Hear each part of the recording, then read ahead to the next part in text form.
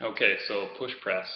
Push press is an extremely valuable exercise for anyone involved in any kind of sport that involves throwing, projecting something with the arm, or just explosiveness through the hips or through the shoulders, which is, as far as I can tell, most sports. So most of the time, the push press is done with the bar.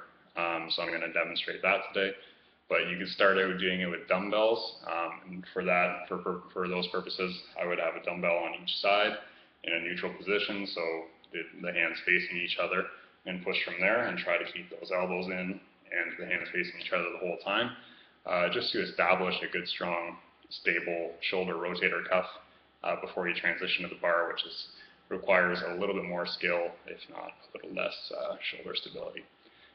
So this exercise extremely useful for anyone that requires explosiveness at any point in their body, and it's actually a really good hypertrophy mechanism, I think, too, for the triceps and shoulders, probably the glutes as well. So to execute, you want to take a fairly narrow grip on the bar. So I want my hand just outside of my shoulders, just so that I'm kind of wedging myself in place, and I want my elbows fairly high.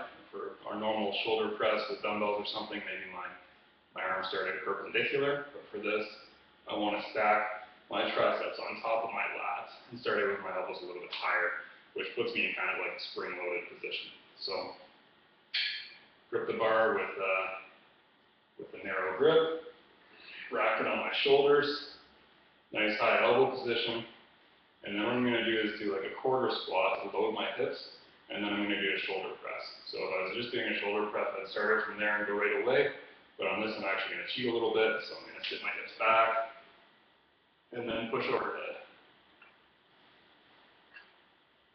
So I can actually explode through my hips, and the lower part of the range of motion, my shoulders don't have to do as much, and in the top part of the range of motion, I'm getting a lot of overload.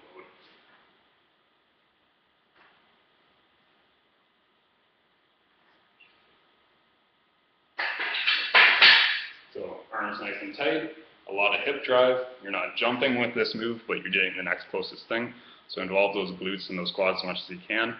And then finish strong with your shoulders and make sure you're controlling the descent instead of just letting it drop.